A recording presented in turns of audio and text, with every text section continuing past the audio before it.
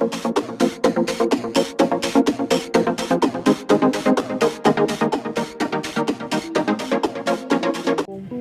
vez te has preguntado por qué un puente no se rompe bajo el peso de los autos o por qué una herramienta soporta tanta fuerza sin quebrarse? Todo esto se explica gracias a las propiedades mecánicas. Mi nombre es Jenny Montejo y hoy les voy a hablar sobre un tema muy importante en la ingeniería y en la vida diaria, como las propiedades mecánicas de los materiales.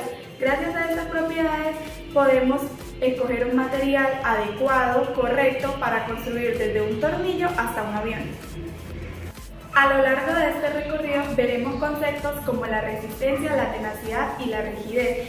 No solo son teorías, sino principios que nos ayudan a determinar si una carretera, un puente o un edificio se pueden mantener en pie con seguridad. En ingeniería civil trabajamos con algunos materiales como el acero, el concreto, la madera y los polímeros que deben resistir cargas, deformaciones y esfuerzos. Por eso, conocer sus propiedades mecánicas es fundamental para diseñar estructuras eficientes y seguras. A continuación, con este mapa mental, les mencionaré algunas de sus propiedades, veremos sus conceptos y algunos ejemplos teóricos.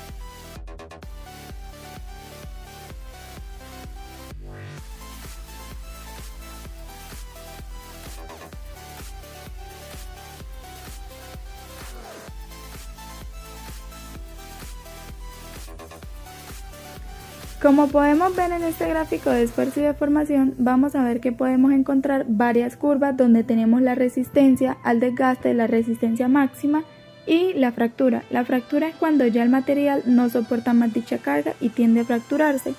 Se rompe el material, esto pasa debido a la resistencia del material. Por otro lado, vamos a hablar también parte de la rigidez con un ejemplo como el que está acá. La rigidez, como lo dije anteriormente, de una estructura es su suma importancia en muchas aplicaciones de ingeniería, por lo que el modelo de elasticidad puede ser una de las principales propiedades que se consideran al seleccionar un material. Como podemos ver en esta imagen que está acá, tenemos dos tipos de resortes, una con una deformación y otra con no deformación. Esto obviamente depende de la carga del material. Y el resorte va a depender de qué material está hecho este resorte para ver si tiene una rigidez adecuada o no adecuada. También podemos hablar de la resistencia, como lo dije anteriormente. La resistencia de los materiales se refiere a la capacidad de un material para soportar una carga aplicada sin fallar ni deformarse plásticamente. Como podemos ver en este diagrama que está acá, es un diagrama de tensión y deformación, donde tenemos materiales frágiles como hierro fundidos, hormigón, piedra, vidrio y cerámica, donde podemos ver el comportamiento de dichos materiales con un efecto de carga. Siguiendo con estos dos temas también muy importantes, hablaremos de la tenacidad y dureza. Entendamos por definición de que la tenacidad es una capacidad del material para absorber energía antes de fracturarse, o sea, antes de dañarse.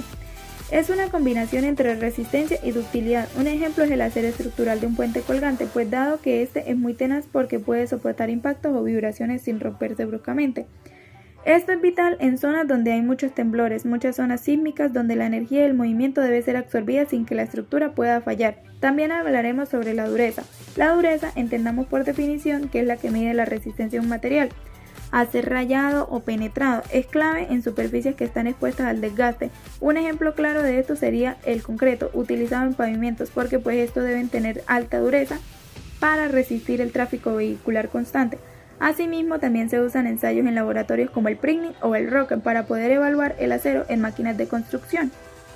Vamos a hablar en estos momentos de la tenacidad. Como lo mencioné anteriormente, la tenacidad es la propiedad crítica en la ciencia de los materiales que describe la capacidad de un material para absorber energías y deformarse prácticamente antes de fracturarse. En esta gráfica que podemos ver, la misma gráfica de fuerza y deformación, podemos ver los diagramas donde tenemos un límite elástico, que la resistencia máxima, la tenacidad y la ductilidad.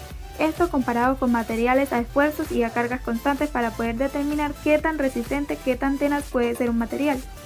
Siguiendo con la parte de dureza, como lo mencioné anteriormente, la dureza es una medida de resistencia de un material de deformación, particularmente por indentación, rayado o fricción, o como lo pueden ver en esta gráfica, estos son algunos tipos de materiales, especialmente diamantes de materiales duros, que estos son capaces de soportar ciertos tipos de rayados, y aquí podemos medir su dureza. Ahora podemos seguir con estos dos temas que son la resiliencia y la ductilidad. Entendamos bien por definición qué es la resiliencia. La resiliencia es la capacidad de un material para absorber energía en la zona elástica y poder recuperar su forma. Un ejemplo es un resorte. En los apoyos de un puente puede observar vibraciones del tráfico, recuperar su forma sin deformarse permanentemente. Por otro lado, la ductilidad es la capacidad del material de deformarse en hilos o soportar grandes deformaciones plásticas antes de romperse. Un ejemplo clave sería el acero en columnas y vigas, pues estos son muy dúctiles, lo que les permite deformarse antes de fallar. Esto a tiempo de evacuar un edificio o en caso de algún terremoto, evitando así algunas fallas súbitas y frágiles como ocurren con materiales poco dúctiles. En esta parte de la gráfica podemos hablar sobre la resiliencia, que como lo dije anteriormente, la resiliencia de los materiales se refiere a su capacidad para absorber energía cuando se deforma elásticamente y luego recuperar energía cuando no tiene carga. Por lo menos en esta gráfica que tenemos acá podemos observar el comportamiento de un dicho material. Como lo dije anteriormente, un ejemplo clave sería un resorte. Si le aplicamos una carga al resorte, este va a tender a deformarse, pero gracias a su resiliencia que él tiene, puede, si no tiene carga, volver a su estado original, sin tener complicaciones, sin haber fallado, puede alargarse, puede retraerse, y esta es la capacidad que tienen muchos resortes que hoy en día, pues todos conocemos. Dado la ductilidad, como lo dije anteriormente, pues esta es una propiedad crucial que describe cuánto se puede estirar, tirar o estirar un material en un alambre o en un hilo delgado sin romperse, como lo menciona en esta gráfica que les voy a mostrar acá. En consiguiente, donde podemos ver la capacidad que tienen algunos materiales para poder tener un alargamiento, estirarse o contraerse sin tratar de deformarse. Esto es gracias a la ductilidad del material. Siguiendo con estos dos temas, hablaremos sobre la ley de Hooke y el módulo elástico o módulo de Young. Con la ley de Hooke tenemos que entender que esta establece que dentro del límite elástico el esfuerzo es proporcional a la deformación. Tenemos que saber que esta misma ley establece que la deformación de un material elástico es directamente proporcionada a la fuerza aplicada siempre y cuando no se supere el límite elástico del material. La fórmula principal que todos conocemos es la de sigma es igual al esfuerzo del módulo de Young por la deformación que esta misma presenta. Tenemos que entender algunos conceptos claros como lo son la fuerza en la constante de elasticidad y la deformación. La fuerza es la causa de deformación y esta se puede medir en newtons. La constante de elasticidad, esta es la constante que representa la rigidez del resorte o material. Cuando mayor sea esta constante, más fuerza se necesita para deformar el material. Sus unidades siempre van a ser en newtons sobre metro. La deformación en este caso es el cambio de longitud del material. Puede ser de un estiramiento, alargamiento o con una compresión. Muchas veces esta fórmula la podemos encontrar con el signo negativo. Esto quiere decir o nos indica que la fuerza restaurada del resorte se opone a la dirección del desplazamiento, pues si estiras un resorte hacia la derecha o X positivo, la fuerza del resorte actuará hacia la izquierda. Una importancia de sus aplicaciones, pues la fuerza restauradora restaura la ley que se aplica a la fuerza de un resorte que se ejerce para resolver su forma original. Después de ser estirado o comprimido, el límite elástico también es una parte muy importante en las aplicaciones, pues este es el punto máximo de formación elástica que un material puede soportar sin deformarse permanentemente. Si se excede la ley de Hooke ya no es válida. También tenemos los dinamómetros en esta ley. Es la base de los dinamómetros, instrumentos que se utilizan en un muelle para medir las fuerzas en función de su estiramiento. Ahora bien, hablaremos sobre el módulo de Joule en esfuerzos y alargamientos. Entendamos por definición que su forma para calcularla es que el esfuerzo va a ser igual a la fuerza sobre el área. En deformaciones unitarias, epsilon va a ser igual a delta de L sobre delta de L sub 0. Delta de L lo entendemos como la variación de la longitud dividida sobre la longitud inicial. La parte del módulo de Joule, pues sabemos que es esfuerzo sobre epsilon. Un ejemplo en la ingeniería civil es si aplicamos una carga sobre una columna de acero y medimos cuánto se alarga. Podemos calcular el módulo de Joule. Este valor nos dice cuán rígido es el material y lo usamos en todos los cálculos estructurales de la ingeniería civil. Pero bien, entendamos entonces qué es el módulo de Joule. Este es un parámetro que caracteriza el comportamiento de un material elástico según la dirección en la que se le aplica la fuerza. Uno de los métodos más extendidos para conocer la elasticidad de un material para un material elástico lineal e isótropo, el módulo de Joule tiene el mismo valor para una tracción que para una compresión, siendo una constante independiente del esfuerzo, siempre que no exceda de un valor máximo denominado límite elástico y es siempre mayor que 0 si se tracciona una barra aumenta de longitud. Tanto el módulo de Joule como el límite elástico son distintos para los diversos materiales. Esto va a depender de qué tipo de materiales estemos trabajando el módulo de elasticidad.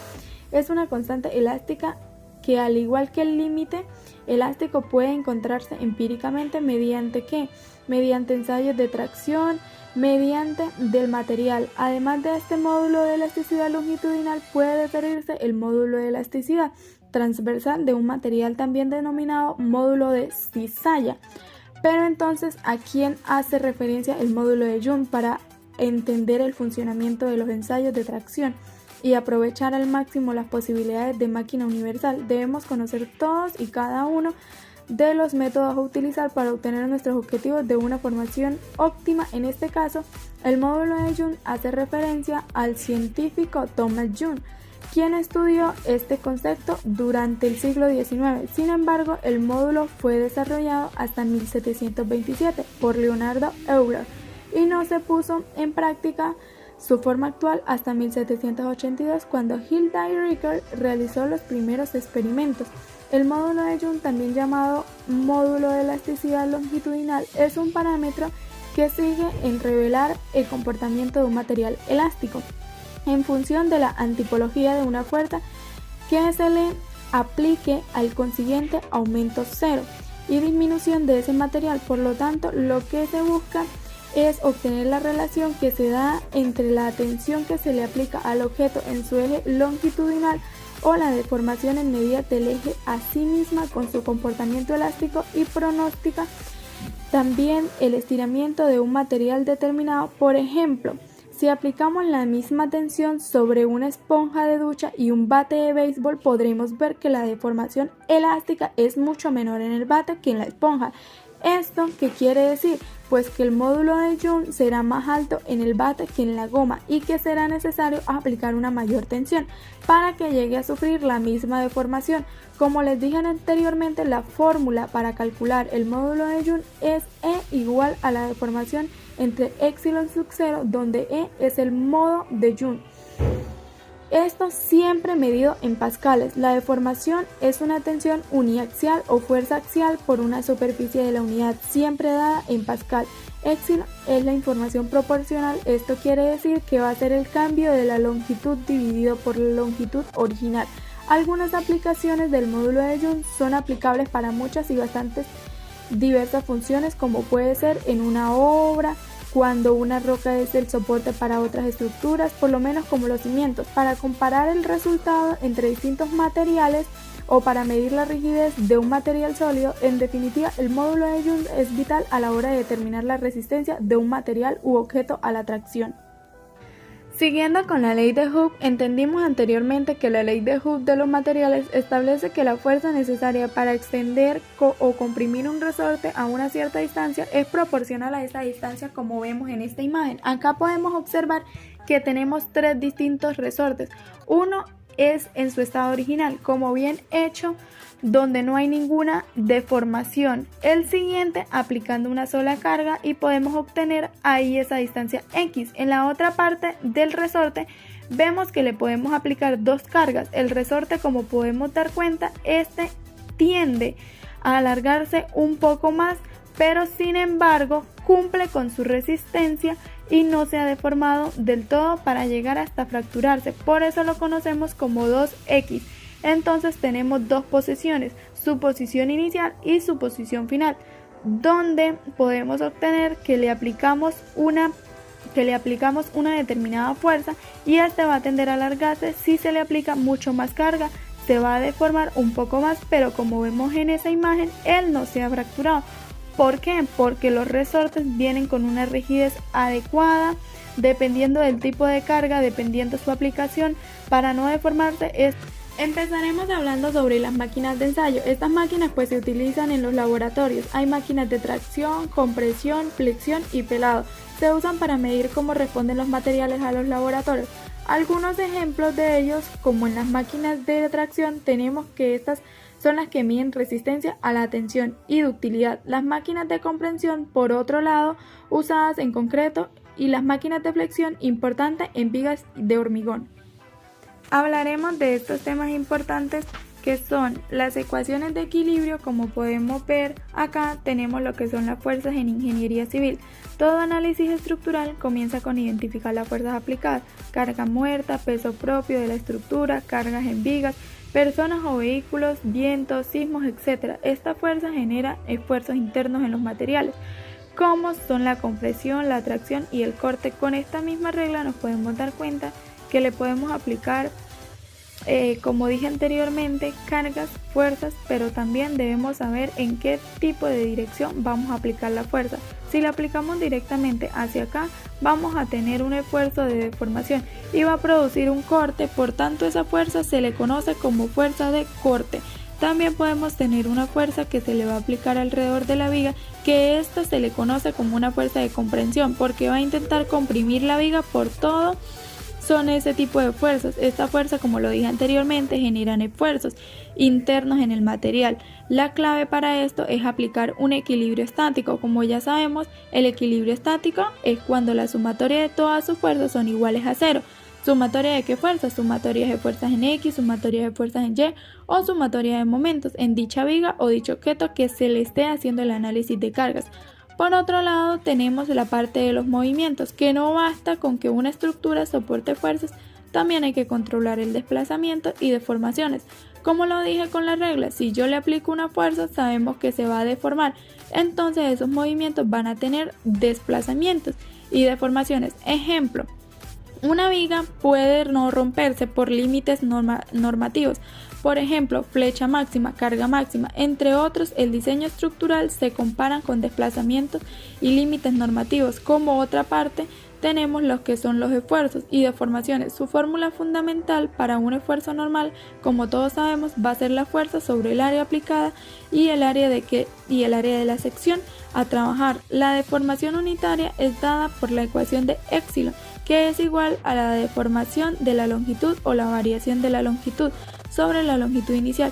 Esto describe cómo responde el material ante una carga aplicada. El ensayo de laboratorio está relacionado a cómo se miden en las gráficas los esfuerzos y las deformaciones. Por otro lado, tenemos la parte de la zona de fluencia. Esta es la región donde el material deja de comportarse elásticamente y empieza a deformarse de manera plástica. Por eso, como un ejemplo, cuando vemos un edificio que tiene bastante tiempo, bastantes años, por el peso de sí mismo, se entiende que se ven las vigas como si fueran a deformarse. Esto es porque ya ha soportado el límite elástico. El límite elástico en aceros estructurales correspondientes al punto de la fluencia. Es muy importante para saber hasta dónde se puede cargar una viga sin que quede deformada permanentemente y resista con rigidez. Como ya lo mencioné anteriormente, la resistencia es la capacidad de un material para soportar esfuerzos sin fallar, como lo son cuáles esfuerzos: la tracción, la compresión y la flexión. Por otro lado, la parte de la rigidez, como lo mencioné anteriormente, es una capacidad de oponerse a la deformación de un material. puede ser resistente pero poco rígido. Por ejemplo, el aluminio puede ser muy resistente pero no es rígido. En estructuras se busca un equilibrio entre ambos para que puedan tener un comportamiento y que esta carga se pueda mantener y sea segura.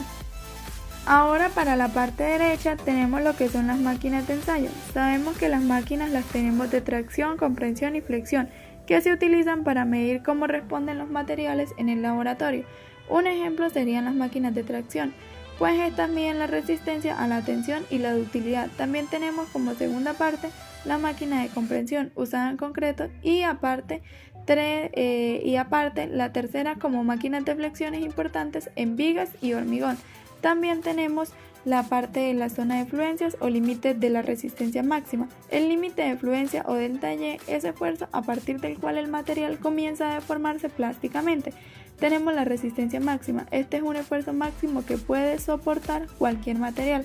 Antes de deformarse en ingeniería civil, el acero FY tiene una resistencia a la fluencia de 420 megapascales. Esto quiere decir que se clasifica por su buen límite de fluencia. Tenemos también como otro punto lo que es el esfuerzo versus la deformación, como lo mencioné anteriormente con gráficas que les mostré. La curva de fuerza y deformación tiene tres regiones muy importantes. La primera región es la zona elástica, que se puede representar mediante la ley de Hooke con el módulo de Young. La segunda y muy importante de las regiones es la zona plástica, que es la fluencia y el endurecimiento por deformación. Como tercer punto de la región tenemos la rotura. Esta curva permite extender propiedades como ductilidad, rigidez y tenacidad. Ya para la parte de la ductilidad, como lo mencioné anteriormente, es una capacidad de un material de deformarse plásticamente. Antes de fracturarse, el acero es muy dúctil, se alarga bastante antes de romperse, mientras que el concreto es demasiado frágil, se rompe muy fácil. Por tanto, la ductilidad es vital en zonas sísmicas porque da aviso antes de fallar, no hay fallas súbitas. Por otra parte, con las ecuaciones cinemáticas en materiales, estas nos relacionan cargas externas con desplazamientos internos. Un ejemplo de esto es el alargamiento de una barra bajo carga axial. Se usan para diseñar estructuras seguras y controladas en términos de deformación. Por tanto, como un resumen adicional a todo lo que les estaba diciendo, el lado izquierdo que nos dieron cuenta con que podemos enfocar lo que son las fuerzas de equilibrio y los esfuerzos y la zona de influencia por la parte del lado derecho, que se enfocan a las aplicaciones, ensayos, resistencia de materiales y ecuaciones que nos permiten predecir los comportamientos.